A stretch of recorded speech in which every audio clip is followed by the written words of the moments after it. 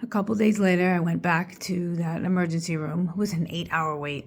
Every time I went in there, it was between a 6 and 8 hour wait. It was just crazy. So I went into the emergency room. They finally saw me. They ran the ERCP, and I got a blockage again. And the itching was caused from my bilirubins. Everything wasn't moving, and so my bilirubins were really, really high. And then, I think they were like 11, and they're supposed to be like 1.5, 1.5. So they were really high. And the doctors had to go in and put another stent in hopes that it would solve the problem. But the problem wasn't just, the blockage. Now they're seeing things in there and that they looked worse. But anyway, they put the stent in and sent me home. And the itching it never stopped. It never went away. I started to feel sick all over again, just like I had done in the summer of 2023. And now we're at January 2024. So I lived in and out of the hospital, like between January and February. I had to go back in probably like 3 weeks later, back into the emergency room. And I had to keep going through the emergency room because of my insurance, which was another headache story, which I don't want to get into because it's health insurance stinks. So I had to go back into the emergency room, wondering why my bilirubins aren't going down, wondering why the itching isn't stopping. Well, the first stent that they put in, it didn't work.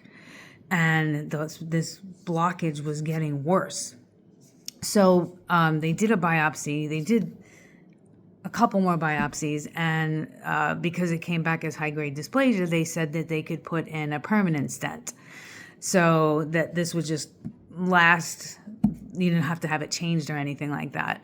So they put this permanent stent in, and I had to wait like a couple of days for the bilirubins to go down, and it took time for that to happen. But when they went in and put the permanent stent in, that surgeon that I saw back in September, he came in and he said, look, what you're doing is just putting a Band-Aid on a big problem. You've got something going on in there. Let us go in and do some more biopsies, and see what's going on. So I had ERCPs, I feel like every couple of weeks between January and February. And so they took, I think it was 15 biopsies, pancreas, all around the bile duct, that whole area inside your stomach they took. And everything came back either high-grade dysplasia or normal or low-grade dysplasia. And again, the area that was high-grade dysplasia was really small. It was the head of the pancreas.